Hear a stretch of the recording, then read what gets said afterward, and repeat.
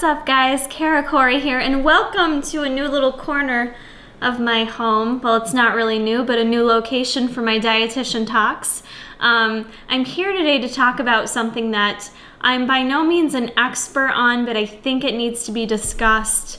And so I'm going to keep it somewhat general, as you guys know I normally do, but I want to talk today about alcohol and its impacts on metabolism and how it could be impacting your performance in the gym or maybe impacting your ability to achieve your goals. I think this is a topic that is very relevant to most people, maybe not those in the bodybuilding world, fitness industry, because I think by default with the strict diets that people are on, a lot of times they do cut out alcohol completely.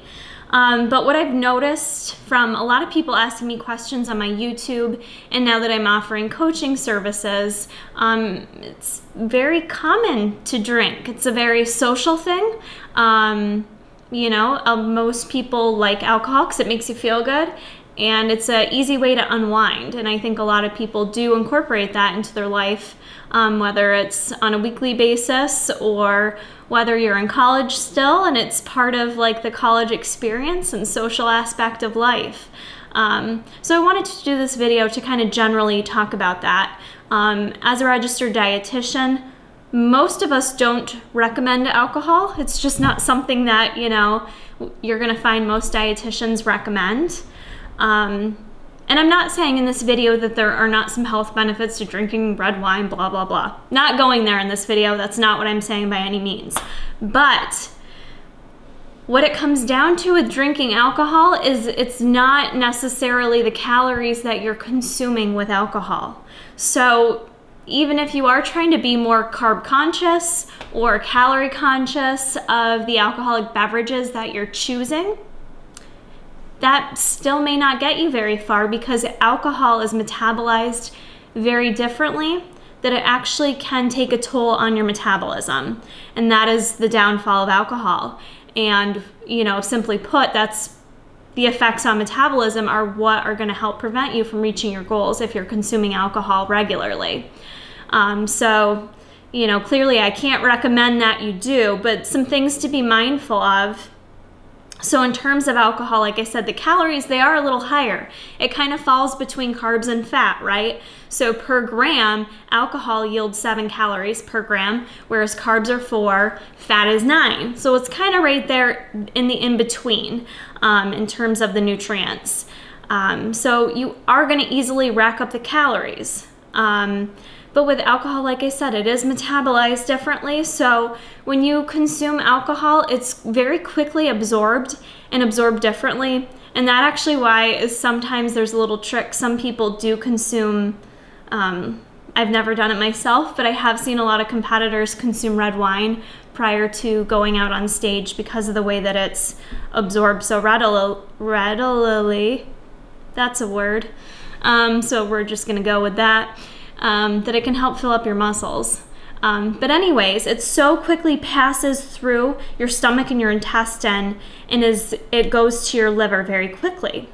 Within your liver, there's an enzyme called alcohol dehydrogenase, and that helps with the conversion of alcohol to, let me look at my notes here because I always mess up the way to say this, acetaldehyde. And then there's a conversion of acetaldehyde to acetate. So alcohol gets converted to acetate within your liver very quickly. Depending on how much alcohol you drink will then dictate how much acetate is formed in your body.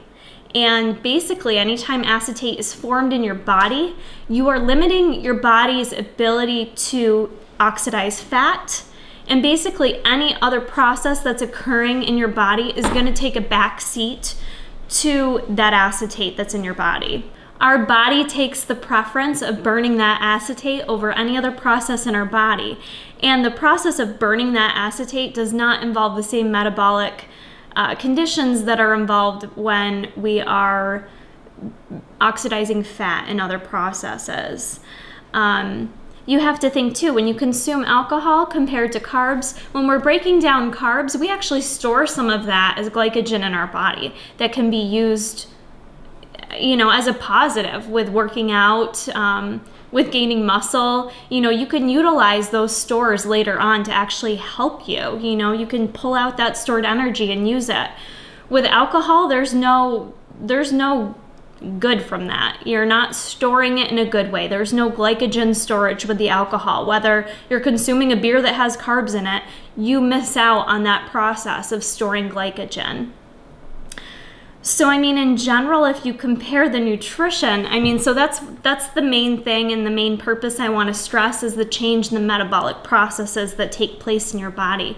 So be cautious with that even though you think you're doing good and you're choosing vodka because it's low carb, you're still going to have some metabolic impacts there that could prevent you from making gains.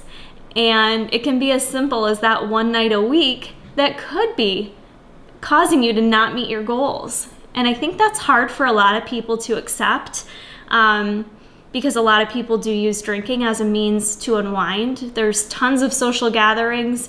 I'm just not much of a drinker, nor have I ever been. And it's not to say that I don't on occasion, but so many events you go to, people drink. It's what's socially acceptable. So when you're the person that's not drinking, you're almost the outcast, and it can be very challenging. But again, it's to consider, because if you really want to meet those goals, that could be it.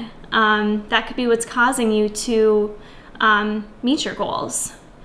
And there's some other side effects, or not side effects, but other things I want to point out as well. In terms of alcohol, it's not very nutrient dense. There's no vitamins and minerals, and I'm not talking about red wine, but in general, you're not getting good nutrition from it. It's an empty calorie. It doesn't give you the benefits that you can get from eating food. Alcohol can cancel out your gains in the gym. If you're going out for a lifting session or you're training, and then that night you go out to unwind and have some drinks, it can actually decrease the amount of protein synthesis that's taking place in your body.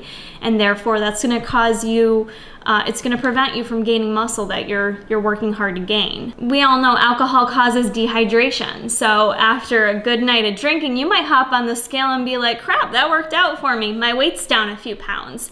It's not down a few pounds because you actually lost fat. It completely dehydrates your body. And alcohol is a toxin in your body that passes through all your organs, all your tissues, and dehydrates them.